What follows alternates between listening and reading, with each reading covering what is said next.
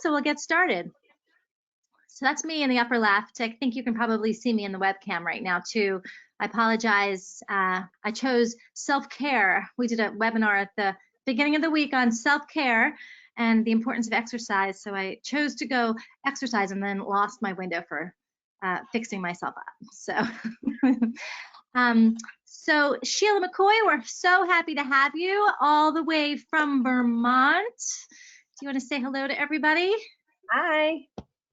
Hi, if you can see Sheila there. Sheila's just heroic for volunteering, and she's hanging out in Vermont with her family and reading and playing board games and hiking, which is probably what a lot of you are doing. And Jenna gets the prize. She emailed me this morning and offered to share what she's doing. I do see some people are having trouble with audio. Okay. So there's like 4 people in that little area over there. Okay. So folks, if you're having trouble with audio, you can call in. When you go up to audio, all right, on your control panel, there's an option to go in through computer audio or a phone call. If you enter with a phone call, there is a call-in number and a PIN, and it gives you all of the information if you just click the little dial for phone call. So why don't you go ahead and do that? And Mike, I know you're not here, but you are here. If you could put that information in the and send that out to everybody, that would be fabulous. Okay, keep me updated. Thank you. Keep me updated if you still can't get on, and we'll try something else. So anyway, Jenna's No, thank you, Jenna. That was awesome. And Jenna's here from Rochester. It's her 4th year teaching, and she's an early childhood and K-3 teacher. And she has her master's in special education. And she's also trained in Orton Gillingham. Is that what you said, Orton Gillingham? Yes, yeah. Orton Gillingham. Which is the coolest and so amazing for kindergarten, right? I mean, yes, it's awesome. And I admire the embroidery.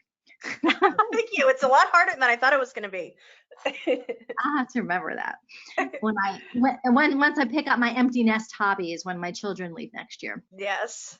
So before we go any further, I do want to thank the Department of Ed.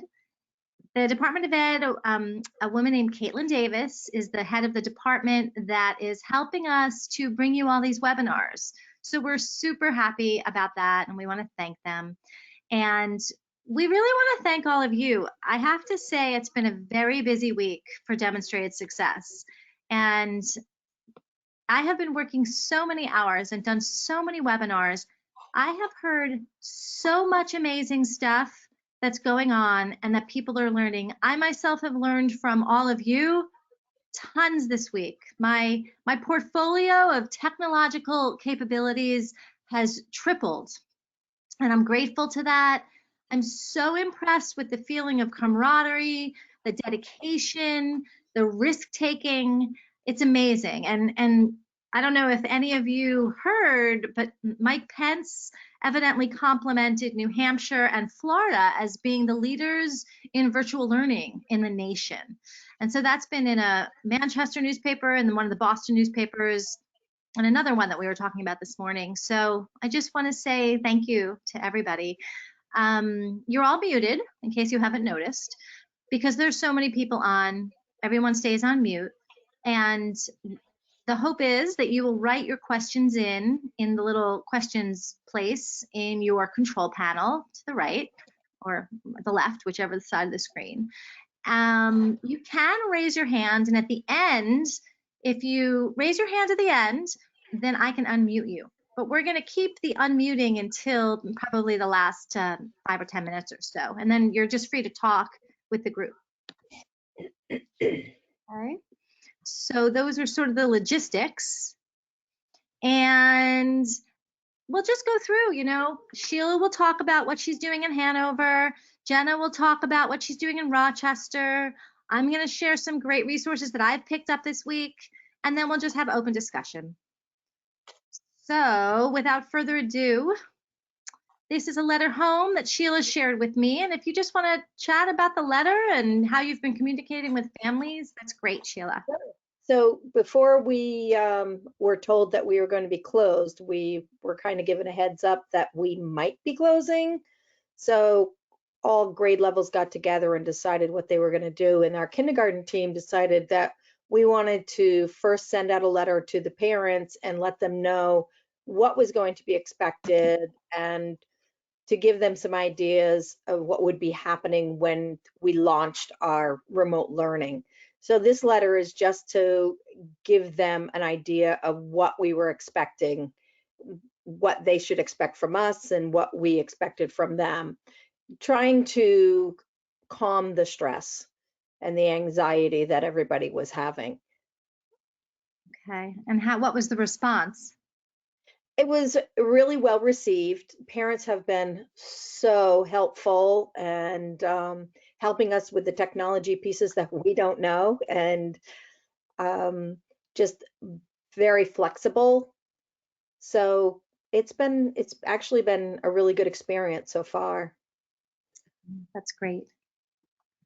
At the Okay. bottom of the letter, there's whoop, at the Yep. bottom of the letter, there's a schedule. We told parents that they could create a schedule if they wanted, so we gave them a template of what a schedule could look like, but told them there were no expectations because we know that everybody has different demands on their lives and different people have different number of children and their families at different levels and sharing technology and everything. So we tried to make it as open and easy as possible. That seems to be the general message, the way people are working, that I've learned from other folks that have presented this week. So this is a beautiful choice board. Thank you. So on our choice board at the top, you can see we listed our emails. So if parents needed to get in touch with us, they could. And at the top, it just says that we hope they can complete 2 to 3 activities each day, and to remember that lots of playtime inside and outside is really important. And then underneath that, you'll see that there's math section, and the highlighted part is the link that gives the directions to all of those different types of math games that we have placed on there. And then we wrote how high can you write your numbers, when next to that there's a link, that an active link that they can go and get a grid. There's an empty grid so that they can have their children practice writing their numbers. And then the second part of the grid has a filled in grid to 100 so they can play games, race to 100, race from 100, or depending on where their child are. We tried to make it as flexible as possible, knowing that the children are all in different stages of development with their mathematics. Mm-hmm. These seem like things that are very accessible to parents. Right, and they don't have to get online to do any of those activities. Yeah.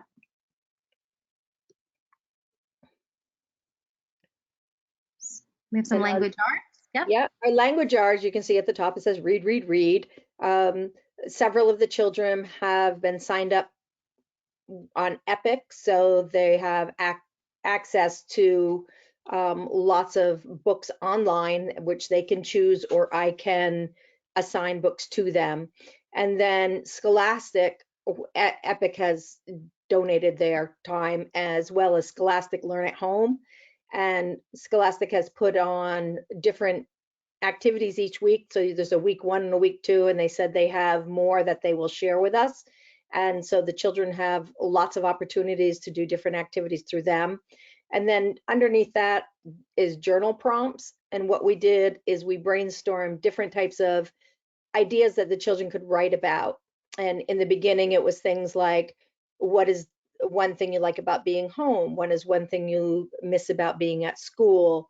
Write about your favorite character of a book you read, or, tell us about, go outside and do a walk around and tell us about the first signs of spring you've seen. Just a lot of different types of things that we'll update if we have to continue, keeping in mind that this board is for 2 weeks, not 2 days. Sheila, these are all hyperlinks. So all of these are live links, correct? Correct. Anything in blue is a live link. Okay. And it takes the student or the parent directly to their resource. Correct. I love the colors. I love how everything's in one. Are you using anything like Google Classroom? Or are you inviting people directly to your Google Drive? So what we're doing is with our kindergartners is we're using Zoom, where we can do video conferencing. And so with my class, I tried with doing a whole class Google share, a meeting, and it was very overwhelming for some of my students. So what I've done is set it up so that we can have small group Zoom meetings and the children sign up. And then at a certain time, like I do 9:30 to 10. And so children can sign up for, and that's on that live. Yeah, that's it. Yep. So at the top, you'll see that 9:15 to 11, I have a one-on-one and a classroom ed assistant, and they have volunteered to call children if children want to sign up.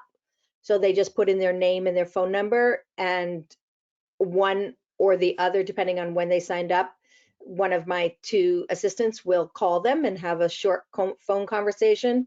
We don't expect a lot of business through phone because young children oftentimes don't want to be on the phone. So I don't know how much but those people who don't have internet, we wanted to make sure, we're lucky enough to have everybody have internet, but for those that, didn't, we wanted to make sure they had a chance to keep in touch. Then underneath that is where they can sign up for small group Zoom meetings. And my goal is for them to sign up so I get to touch base with everybody one-on-one. I mean, in a small group once a week. And then my assistants can also join in those if they're available. And we've also had sometimes our Spanish teacher or our OT person join us on those meetings. We've only done a couple. Today went really well with just a few children, and a couple of the shy ones were able to join with just a smaller group, so it wasn't so overwhelming. Underneath that, you'll see that it's office hours. Those are my office hours. Our school administrators asked us to set up some time so parents could reach out to us through email so that they know when we're on and when we can be available to talk to them. And so we monitor our email so that if parents have questions or concerns that they can contact us. And then underneath that, you'll see it's a story time. That's going to change a little bit because today I had a little glitch during story time, and I actually put in the wrong address for one child and forgot to add somebody to another one. So I sent out an email to all my family and I said, how about instead of signing up for story time, I just send the link to everybody every day. And if you have time, you can get on. If not, that's fine too. Or would you rather have a video of the story time? And most people have said they want the live story time because we have a chance to have a discussion afterwards, which we can't do if it's a video. So I think I will keep doing the live story time. And right now we're doing Leo Leone, which is what we would have been doing in the classroom, which is nice because after that we'll talk about a project using his style of illustrating. So it'll give them a chance to do another type of activity. Okay. That's great. I love this setup. So when you have your office hours, are parents writing in and then you're calling them? No, I'm emailing them, and then if we need to have a phone conversation or we need to talk face to face, I'll either Zoom or make a phone call. Got it. I'm just trying to, are these documents with live links going to be available to webinar participants? Yeah, I think, yes, the documents from the slideshow will be. Yep. And there's a couple questions for you. How many in your class are participating? I'm finding some of my parents are still working, and so it has been difficult getting them to do online things. So how's participation, Sheila? The first day that we had the whole class one, I had everybody start off, but then some of them were too shy and so they dropped off. I would say most of them are participating, but one of the reasons our choice board is so is trying not to use too much internet is because of the fact that a lot of parents are working. Luckily in our community, we have a lot of parents that can work from home. So that's been helpful. But for families that can't, that would be one of the reasons we'd want to do a videotape of a story time so their children could be included and at least hear the story and hear, see their teacher at a time of that's convenient for them. But that is definitely an obstacle. Yeah. Do you have any EL learners in your class? I do, and our ELL team has sent out a link for all of those children. Unfortunately, it didn't make it onto our board because there were glitches in it, and for some reason it never got back up there.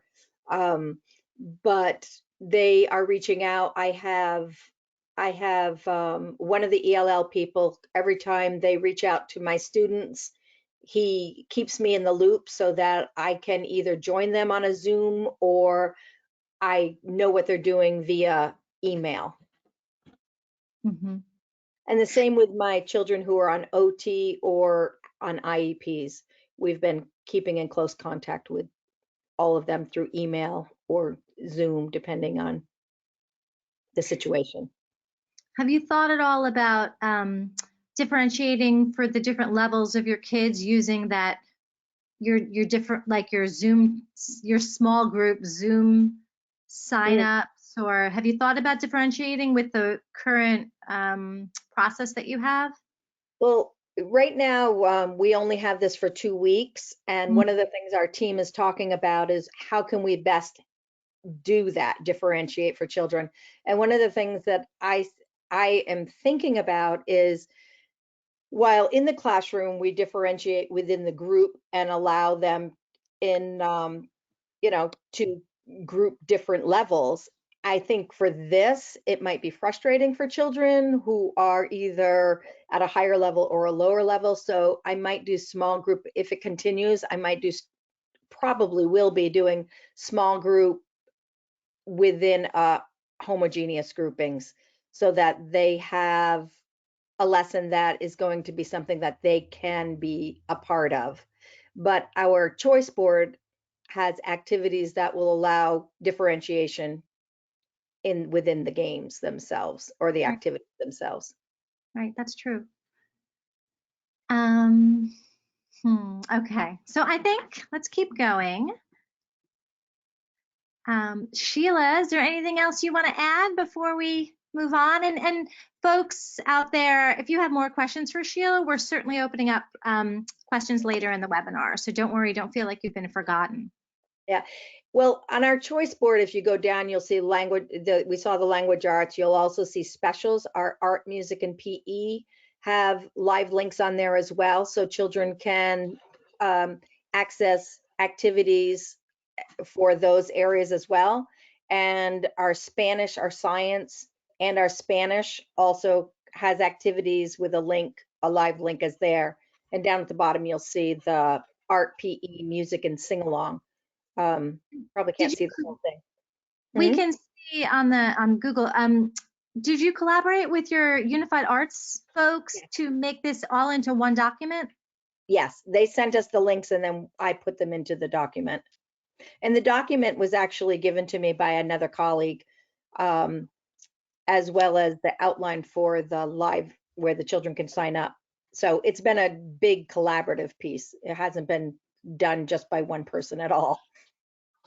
It's really wonderful. I think someone has asked if you're willing to share your choice board with participants. Let me ask my team, and if my team is willing to do so, I don't have a problem with it. Okay, so and you can send that I have it. So if you let me know, then I can, okay. Okay, so let's see. Whoops, sorry about that, guys. All right, let's hear from Jenna. Hi, Jenna. You also have a choice board. Do you want to talk a little bit about it? So yeah, Rochester is really into personalized learning and like may do, must do charts. So this is kind of where it kind of all derived from. Every day they are given this choice board. I work at a school where I'm the only kindergarten teacher. Rochester has like 8 elementary schools though, so somebody in our district made this, and then I kind of took it and changed it to fit my classroom. So on the choice board, there are 4 squares that they must do that are bolded, and then they need to complete 8 squares every day. And then we were lucky enough to be able to pass out packets for the next 3 weeks. So we're on week 2 right now. So everybody in my class, all 20 students, showed up to the school to pick up a packet. So that was really big for me. Not really sure what that's going to look like come the next 3 weeks, or if we're going to have to do more of this. But as of right now, everybody has this kind of really big packet thing that everybody picked up. And in it, it had like word wall words. It had a packet of number problems. It had a writing packet. It had like a ton of things that I literally pulled together in like 12 hours. So this is, they have a choice board for the next 3 weeks, which is shown, and every day there's a new choice board. Some of the activities are very simple. It's like hop on one foot for 1 minute, hop on the other foot for 1 minute. And then other things are writing or math games or writing activities, things like that. Our first week, Rochester said that we could review, and then week 2 and 3, we had to implement new material. We use Everyday Math 4 and Reading Street. So I have really been like the bolded items on this game, like the one that you see here says Hiding Bears game is one of the activities for EDM 4 in Unit 6. This morning I posted like a little video of me explaining the game, and then that's a must do for everybody.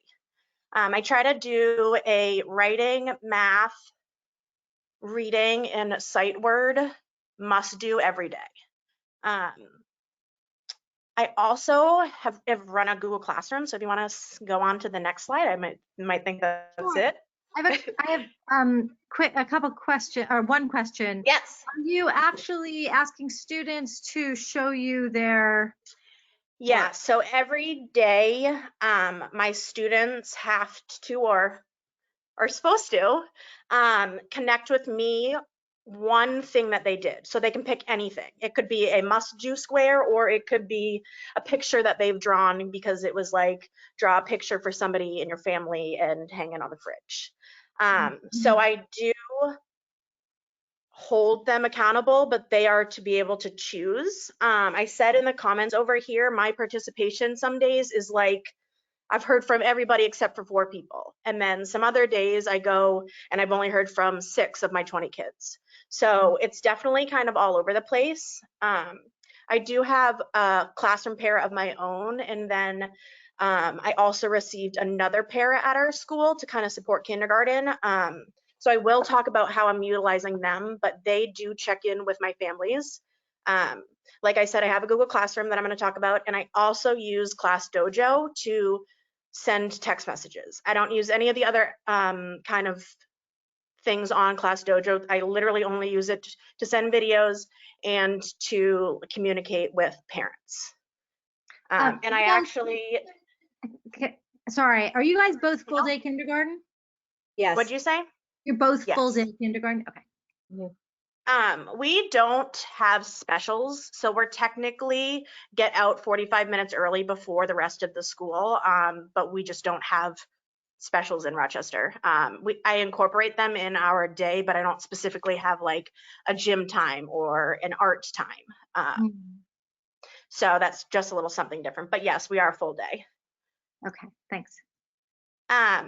So we had blizzard bags this year. This is our second year doing blizzard bags. So we had a very small scale of this over the winter time. We had 3 blizzard bag days, and if 85% of the district completed those bags, then we count it as like a no school day at the end of the year. We piloted it last year, and then we like really implemented it this year. So we had a Google Classroom prior to this, and they kind of had the like work from home snow days. So that I think has really helped me. Not that we can do anything about that now, but so my families knew like the smallest bit about Google Classroom, and I really wasn't super gung-ho about having a Google Classroom because I really didn't know much about it. I'm not really tech savvy, and I was like really nervous that it wasn't going to work because how am I supposed to have a 5 and 6-year-old use a computer? Like that's like all on the parents.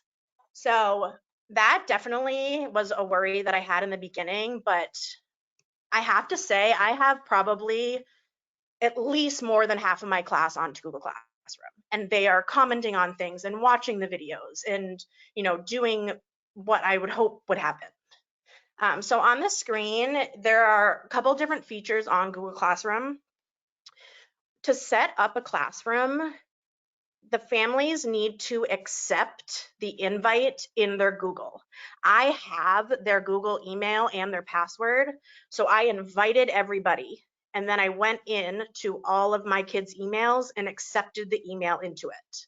We just found at our school that that was just easy to like get them into it and not have to explain to parents how to do it.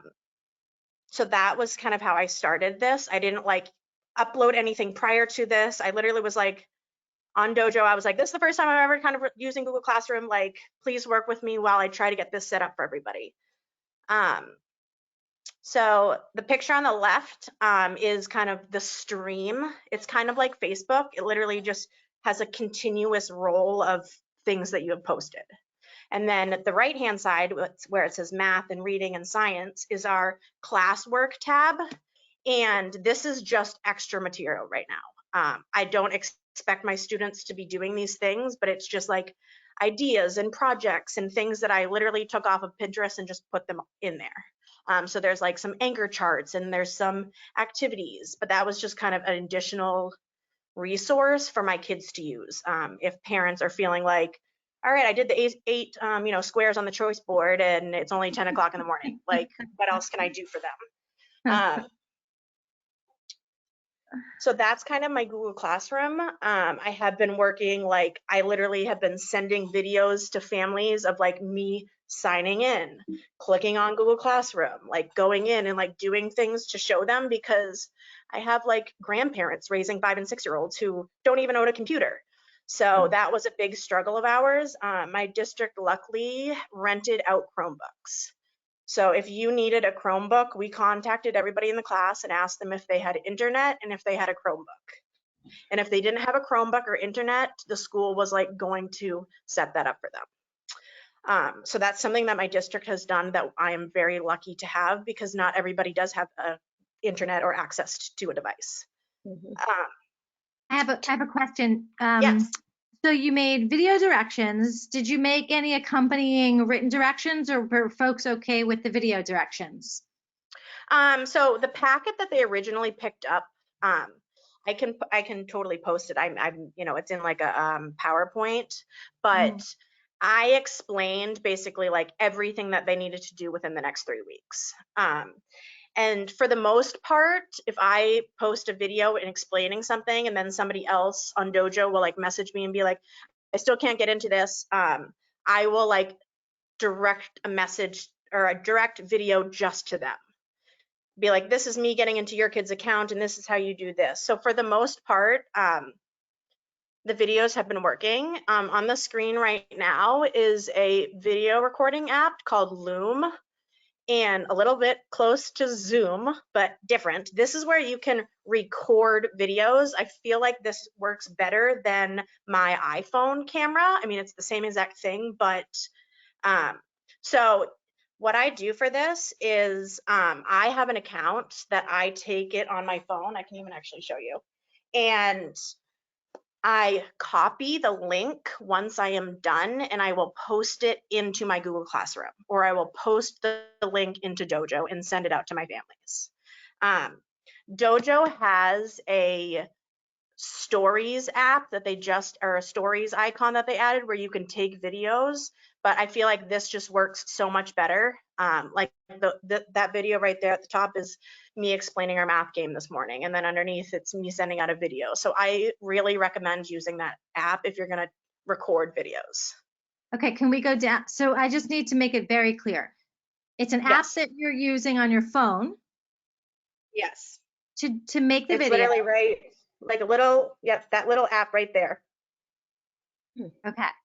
And then you so, click on the app and you like record. Whoop, you press the record little button down there and like record yourself talking about Google Classroom or talking about the math lesson. And then you save it in the app and you can copy and paste a link into Google Classroom or into an email or into Class Dojo. okay, great. Um, I had never heard of Loom. class. That was sort of exciting. Yes, somebody at my school recommended it. I was recording them on just my like regular iPhone camera, and it just wasn't working for me. So this is a nice way to have them all there, and then they just literally click on the link, and it brings them to the video of me, and they don't need an account. Right. Um, I'm not thinking you can't use it on your computer though, right? It's a phone. it is a phone, but I know that they have a website that you can download on your computer. Okay. And I think that that's what I was showing earlier.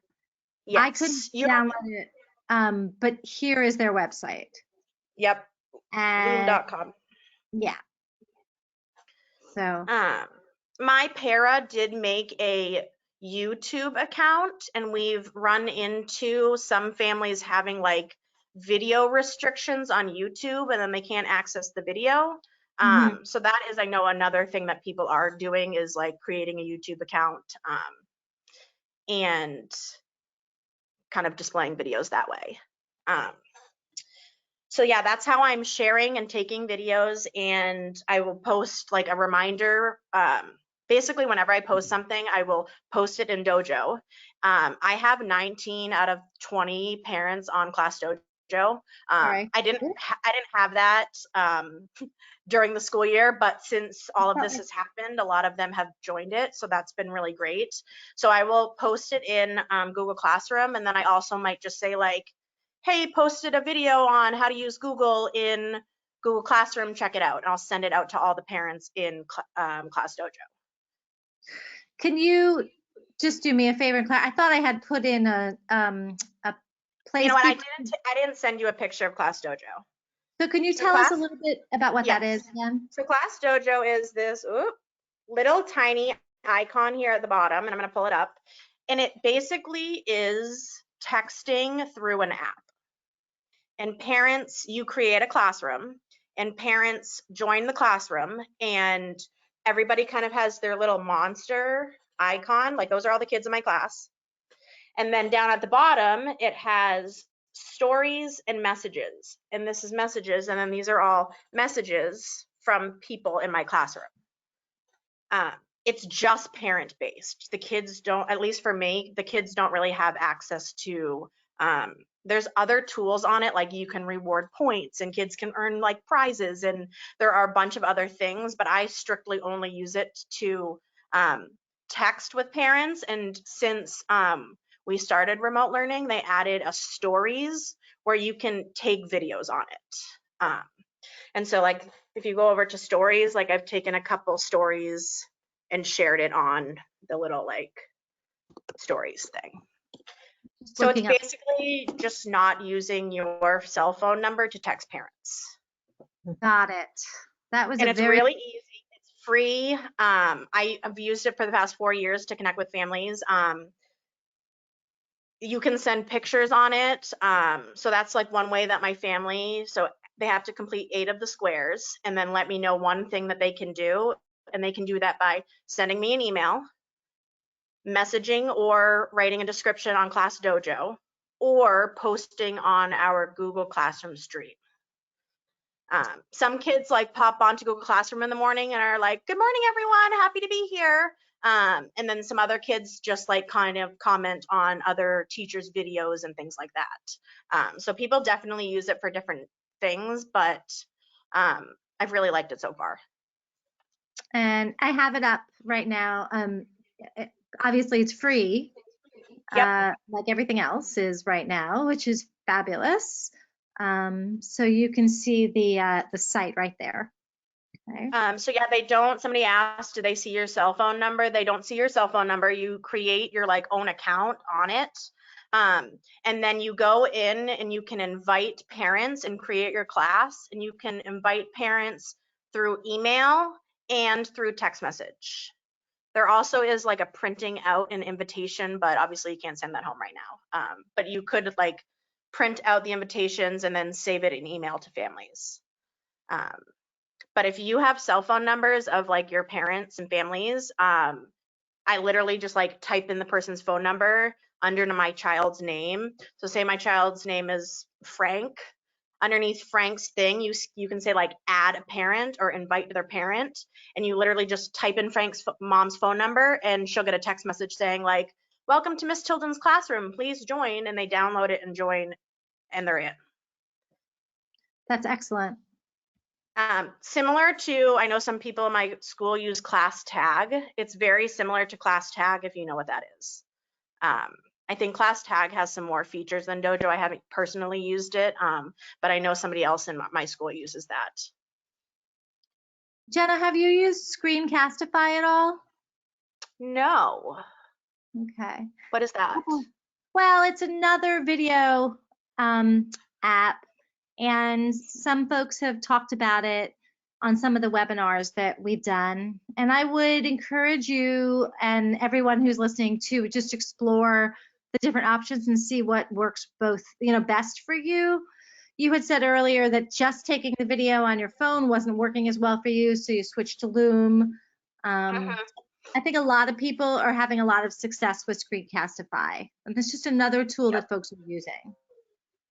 I do see somebody asked about like Class Dojo. I know that we did obviously get talked to at the beginning of the year about sharing classified information on apps and things like this. I would say obviously if you're going to have a intense private conversation, then not doing it over Class Dojo is kind of the best thing that you want to be able to not get yourself into a tricky situation.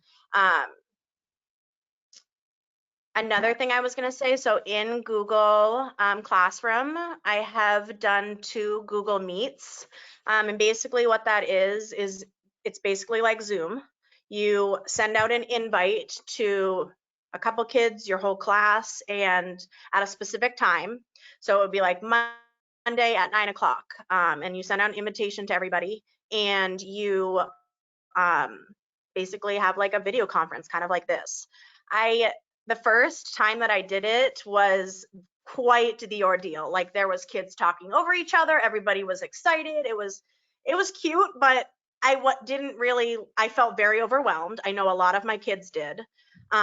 So some tips that I have found from doing 2 of the sessions is I set a itinerary before the conference call kind of starts. So I'll be like, everybody is going to have one share. Maybe the share is one fun outdoor activity that you have done over the week.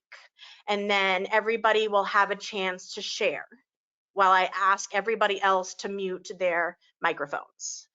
Because on Google Meet, whoever is talking's face comes up onto the screen. So if you have like 2 kids trying to talk over each other, it like keeps like going back and forth on their faces. So it can move really fast. You can change the settings, and then another thing is I'm just solely using it to say hi to my kids, to show them things that I've been working on, or to say hi or to have a share. I'm not using it to teach a lesson.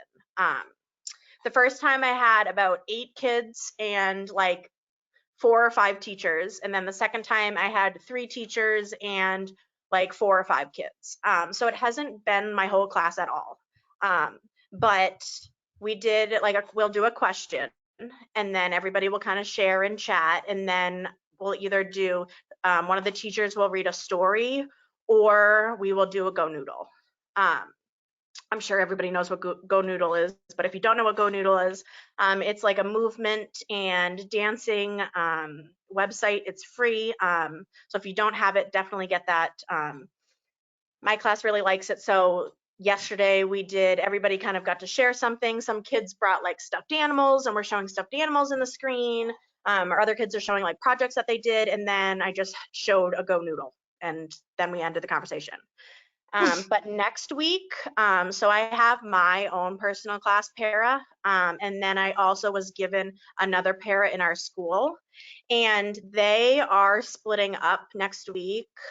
One person every day at 11 o'clock is going to hold like a Google Classroom Meet to teach something. And we also have both of those ladies tutor my kids as well. So we are starting to very briefly start Google Meets with tutoring friends. So like once a week they'll get on with my class para, and she will talk about adding. And quick question, are you Yes. are you helping her to design those lessons? I mean, she Yes. knows how to do that, but you're Yes. working in concert with her? Yes, I will, giving them like topics and things to work on. We also, before we left school, we all three of us kind of took some things. So like she has all the word wall words and I don't have all them. So she's going to be doing like the word wall word lessons and some things like that. But yes, I will be letting them know kind of, hey, this is a couple things that I would like for you to work on with these students. And then they kind of will create that. Okay. I'm glad that you addressed, I have some questions around having working with paras during this time and including paras. Yep. And the paras check-ins with your families, those are through So yes, I did add both of them to be a teacher on my class dojo, and they also are in my Google Classroom. But what I found was I can't see the messages that my para is receiving from people. So like she has her own kind of like text message stream, and I have my own text message stream. So she would like message me and be like, oh, hey, did you see so-and-so's message? And I was like, no, I didn't. So they're their own like person. So it works out well. And I think that confused some parents too. So they were like flopping back and forth between me and her. But if I'm just like, hey, can you reach out to, Tom's family? She can go in on Dojo and message them. Our school also, on that first kind of Monday when we had to get things together, so not last Monday, but the Monday before that, we had a form that had like 6 questions on it, and we called each family and asked those 6 questions. They were like, do you have internet? Do you have a computer? What were some of the other ones? Oh, what's your email address? Like, what's the best way to contact you? So some people said like email and calling, and then some people just said Class Dojo. So we have this kind of sheet that says like how parents like to communicate. Okay. And that is shared with everybody in the school. Oh, that's great. Okay, that's efficient. Sheila, do you have any other, I was just gonna say, Sheila, do you have any other ideas about how you're including your paraprofessionals and sort of collaborating as an instructional team? Well, today, one of my assistants did a cooking show, a cooking class for our class. He did a video and included the ingredients and everything. And what he made was three-tiered brownies. So he did a video lesson on how to do it, and it was really good. It was wonderful, and he challenged the children too. He was interesting because he also said, "Now this is not a healthy food." Things that you can only have once every couple months. Oh, that's Because great. actually got chocolate chips, cookie dough on the bottom, and then you put your favorite candy bars in the middle, and then you put brownie mix on top and put it in the oven to bake it.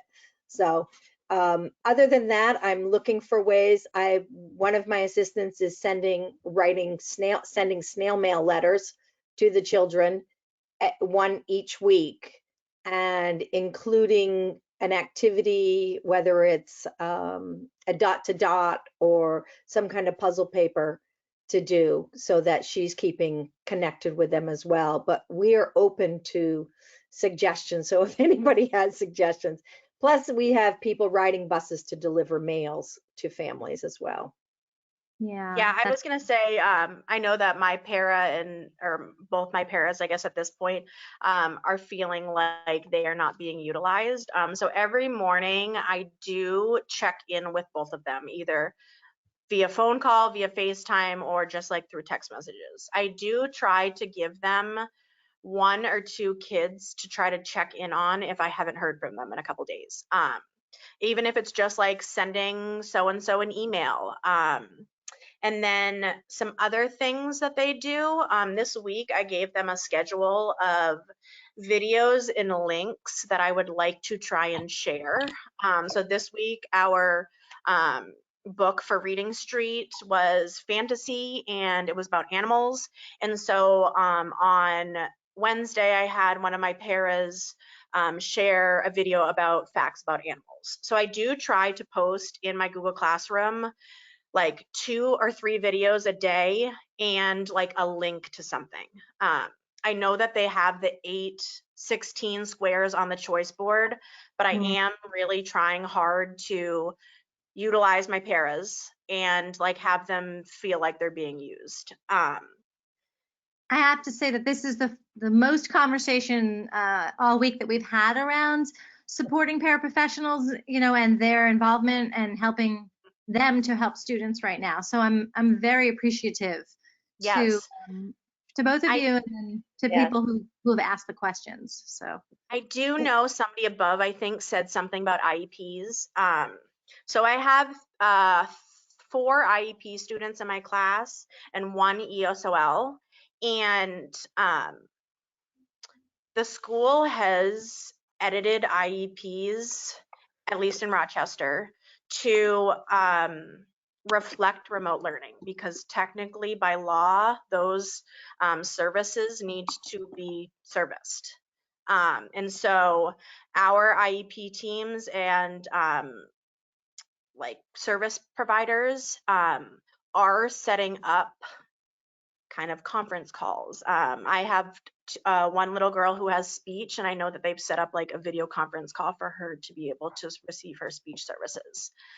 They did extend it to the end of June for remote learning, even though we haven't had that call yet, but it's easier to edit through the Easy IEP. So right now, students at Rochester are being serviced. Before, like we had all this happen, like I said, I was able to send home packets for the first 3 weeks, and our OT provided a packet for our OT friends.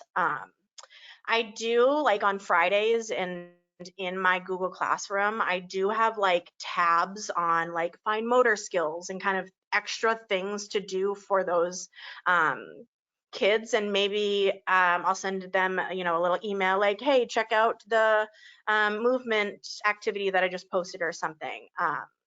So that kind of definitely has been a big change for IEPs and kind of dealing with that. I'm not sure what that looks like for everybody else, but I do know that service providers are technically supposed to be providing your student service right now. So I have a question. A couple of people have asked if you two would be comfortable sharing your school emails. Yes, totally. Mhm. Okay, that's great.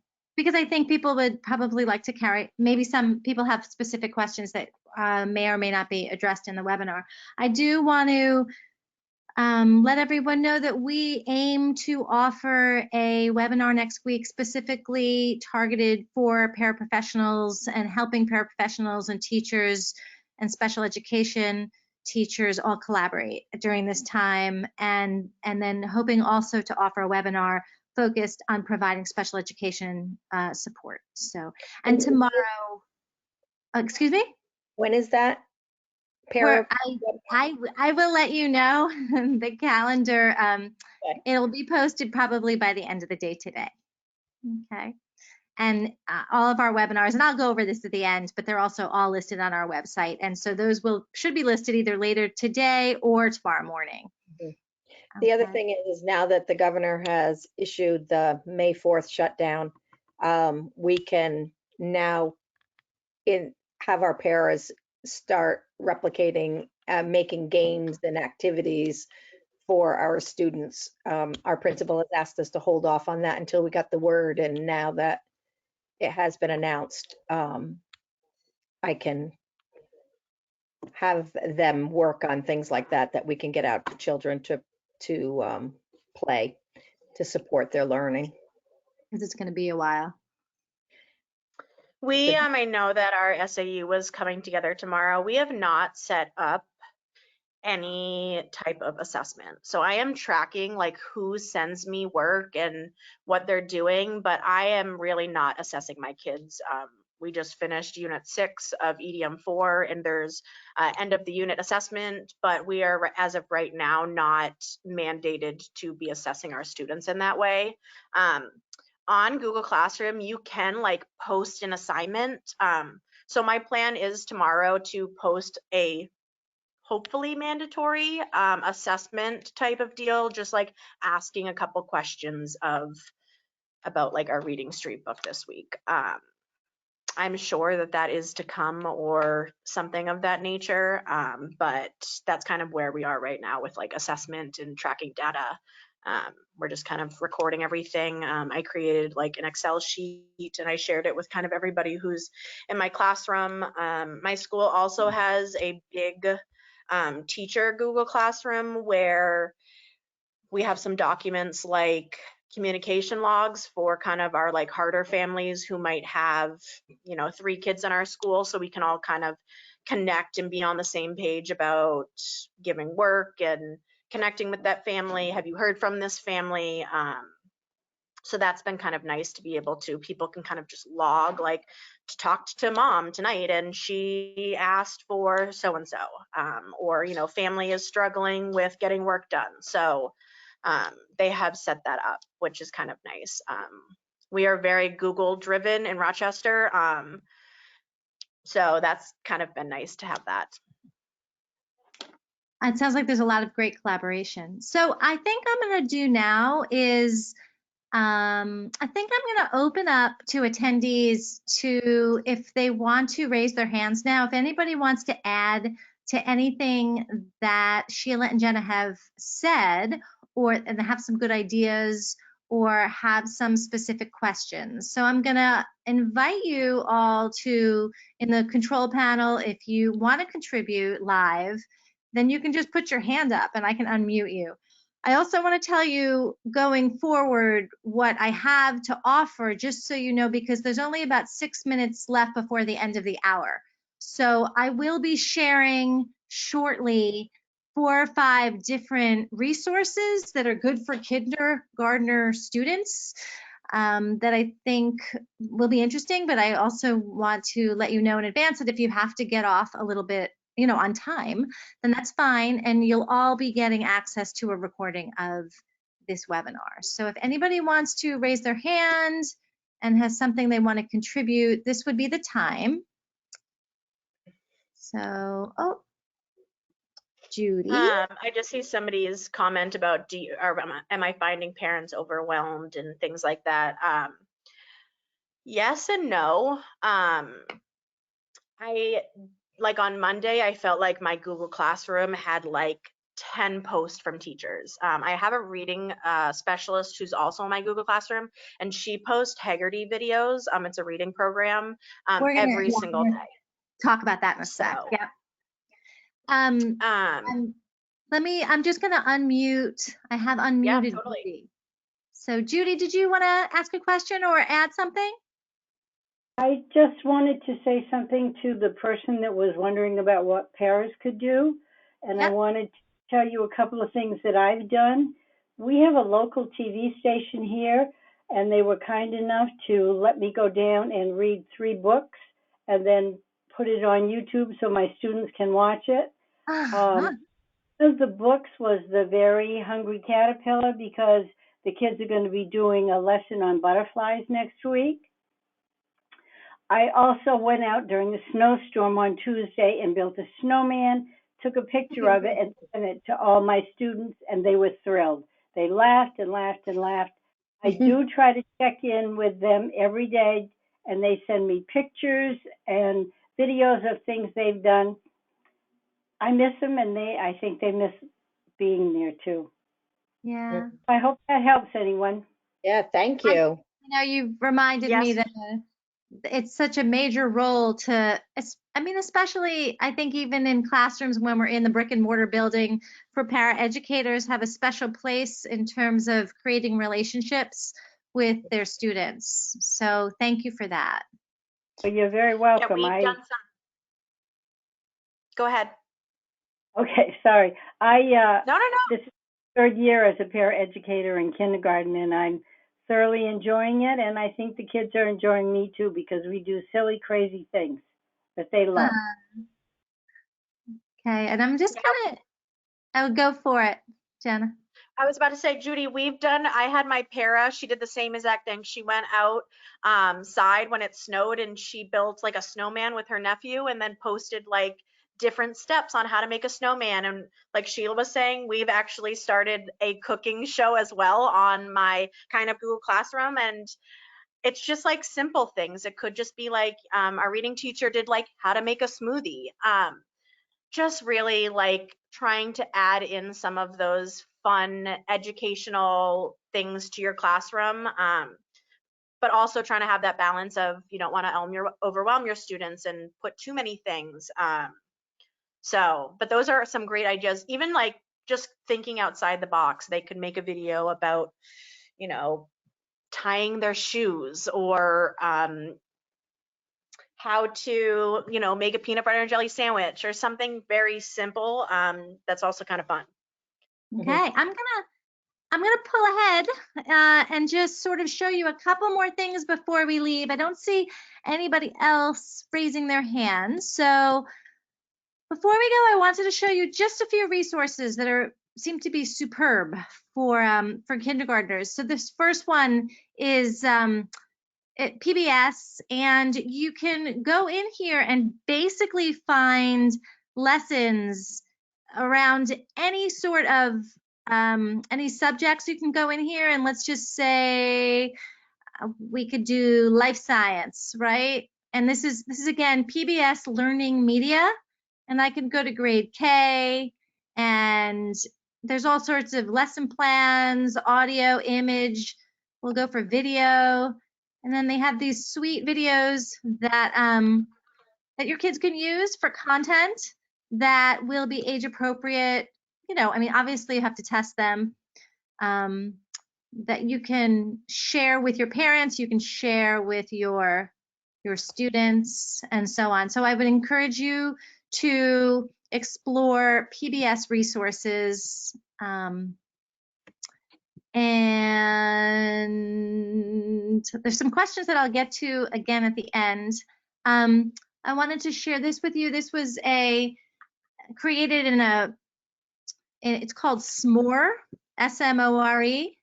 And it's just a really nice way to make it. It really, I'm trying to think of what we looked at earlier, you know, a letter to parents or the choice board, right? You could use this sort of, it's a fancy note message creator, basically. And you can see here that you construct it and it gives you pre-established designs and images. And it's just a cool way to make what you're sending, and then you have a link, right, to a s'more, and then you can embed it anywhere you want to embed it. So it's just a nice way to make things visually appealing for the kids. So that's something for you to explore. And I think that Jenna, you were just mentioning Heggerty. Heggerty is a very good phonemic awareness curriculum, and they actually have resources that you can download to use with your kindergarten students. And they're terrific resources. They come in Spanish, they come in English. There's lessons, there's phonemic awareness lessons of all sorts, you know, rhyming, blending, segmenting, and it's all free right now. So we like that. And for parents, right, if you wanted to share this video with them, she takes about 7 minutes and she talks to parents and people that may not understand what phonemic awareness is and explains it. And she's a quite amiable speaker and clear. And so I think I'm not going to talk about Screencastify except to let you know that it's a lot of people are using it for videotaping. And I wanted to let you know about this interactive virtual whiteboard, which I think could be really fun for a lot of you. And it's basically, it's called AWW, and it's very easy. You sign up, this is what you get, this is your whiteboard, and you could videotape yourself doing a lesson on this whiteboard and save it and then embed a link in any place that you want to, right? So if we have, let's say, you know, you're going to do 2 plus 1 equals, and then, you know, whatever you would want to do, and you can draw a picture, right? So 2 women plus cool. 1 guy, is that correct for guy, equals how many, you know, and you would do that. So it's kind of cool. There's images that you can insert, there's painting, you can make everything different colors. It's a kind of just a cool way if you want to create a lesson and videotape that lesson and you need that visual piece. So I wanted to share that with you. And I'm just looking at our questions. I want to make sure I'm not overwhelming people. I did, I don't know if anybody is going to be able to have access to their school again. I did take my camera, my projector camera home. I haven't used it yet, but here, I'll show you. It's literally this little camera that I project things underneath it, and it hooks up to my computer. In hopes that I could kind of teach a lesson underneath. So if you ever get access to your school, that might be a good tool if you have it in your classroom. You can also use, you know, somebody earlier in the week just set up a whiteboard at home, right? And then just videotaped herself. And it was quite nice. And her cat was there to hang out with the kids. 2 more resources for you. Rivet is a terrific resource for book reading. And the thing that I like about Rivet for,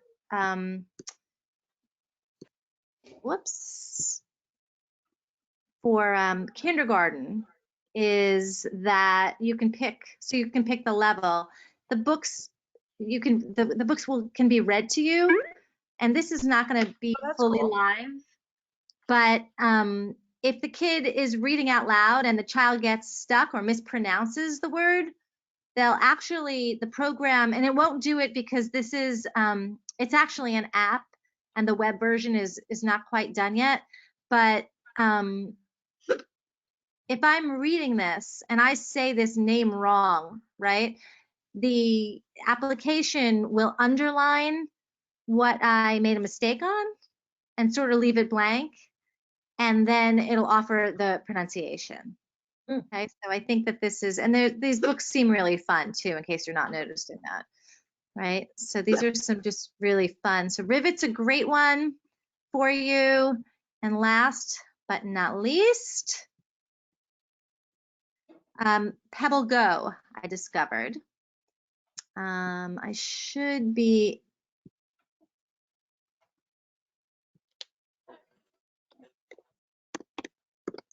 I see somebody asked a question about social emotional. If you YouTube Howard B. Wigglebottom, he is this rabbit that has awesome social emotional videos. I put that kind of on like a resource page. He has things about making friends, how to share, Can what you say happens when the you're name mad. again? Jenna, can you say Howard the name? B. Yeah, I can even type it in there too. It's I am. Howard Uh-huh. B. Wigglebottom. Okay. I'm typing it in. And at the end, it has a song and it has questions about like the little episode. Yep, that's it. Great. All right. Anything else? Oh, by the way, this is just Pebble Go, and this is just another example of a place for content that's really very appropriate for Animal it reads to them, right? and Right. So frogs. you get it. And then it takes you to a little learning opportunity here for your potential kindergartner. So I just wanted to make sure that you knew that those were out there for you. Okay, I am going to open us up one more. Nobody's really raising their hand, so I want to make sure that I get, somebody mentioned Raz Kids, and by the way, that is free, and you should certainly go there and try to get that. I know that they are very eager to get their hands on your choice board, Sheila, okay? Mhm. So when you know, certainly let me know. That would be I great. will. I will. I don't know if any of my colleagues are on right now or not. Some of them said they might be. But I will check with them right after we're done here and let you know. I don't think it'll be a problem, but because we did it together, I really need to check. There's And a I one. can share I actually have a PDF of every single basically thing I got to send home. I sent home the choice board, all of the worksheets, and on the choice board, if it has a bunch of stars underneath it, that means that there's a paper attached to it, and I don't mind sharing that. The person in my district who made the choice board just took a teachers pay teachers calendar and just filled in all of the squares. So that's basically what the outline is of it. So yeah, if you two could send me those permissions and things and items, that would be great. Yeah, not a problem. Thank you. I've gotten so many, I'm sure you've seen them too, so many appreciative comments for the two of you for your sharing. And I appreciate everyone attending today, and I hope that it had value for you. I'm around. You'll all be getting, oh, I'm gonna just go to the one more slide. You're all gonna be getting links that will take you to, we have a YouTube site where all of the videos, all of the webinars that we've done this week are recorded and they are on that site. You will also be getting, right when you end right now, you'll get a certificate and there'll be a survey. And if for some reason you don't get that certificate or that survey, there's also a certificate at the link to our Google Drive that you're also going to get. All right, so you're going to get your certificate no matter what. You're going to get a link to our recorded videos in the same Google Drive where a certificate would be, are also going to be some of the questions from this webinar and their answers, the ones that we could answer. I will put any handouts. So for instance, Sheila's choice board, I will put that in that folder. So that will be there. And the original PowerPoint will also be there. And the PowerPoint images of the sites, the virtual sites, they are live. So that will take you to those sites as well. We are trying to, somebody had asked about a list of resources. We're trying to take all the resources that were shared this week and create a master resource list from Demonstrated Success. So we'll hopefully have that to you within the next 24 hours, or at least by the weekend. So Karen, yes. Somebody asked how many emails, messages we're sending to families a day. For me, I know that varies. I try not to send more than a couple a day. unless parents reach out to me. Most of my emails are basically signing up to do Zoom conferencing or Mhm. story time, that type of thing, unless they reach out to me. And if they reach out to me, then it might be. So it's really not that many. Okay, thank you. I send a lot of whole group messages to families on Class Dojo. A lot of people just read them and don't respond, but some days I would say I talk to 10 out of 20, and some other days it's only like 4 families. I do try to make sure that I talk to everybody at least once a week or every other day. But that's not just me. That's my paras, my 2 paras also, or the social worker, or the principal or whatever. So it's not just me making all of these emails and calls and messages and things like that. It sounds like you both have some really good, strong communication. So, Yeah. Hoping that continues. I will also send out the Sheila and Jenna's emails. Okay, Yes. so I will make sure that I share those. I want to remind you that tomorrow we have another webinar that's focused on EL students, and that will be at 10 o'clock tomorrow, and you can register for that if you want to on our website. It's demonstratedsuccess.com, and then when you get there, there's a webinar, workshop and webinars tab, and then within there you can see in the upper right corner on this slide that there's virtual teaching in New Hampshire, and then you can register for any webinars there. And also the webinars that we'll be doing starting next week and the week after will be posted there, I think by the end of the day today or the middle of the day tomorrow.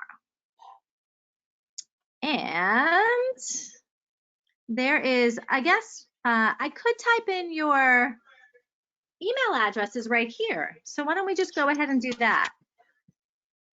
So Sheila, do you want to tell me your email?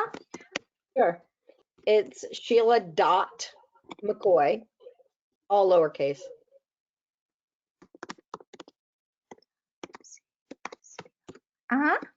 at Ray School, all one word, .org. Okay, great. And Jenna? It is Tilden, TILDEN .J Yep. at Rochester Schools with an S at the end. Whoops. .com. Let me just double check that that's a DOM. It's a com. Let me see, 1 second. Oops. Yeah.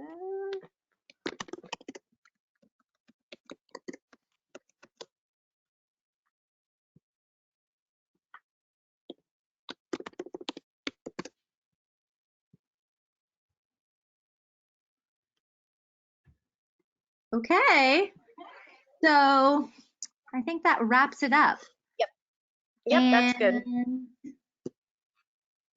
Everyone is very grateful. I'm getting a lot of thank you, Sheila and Jenna. So yes, I am grateful too. Thank you, Sheila, and thank you, Jenna, and thank you all of you for attending.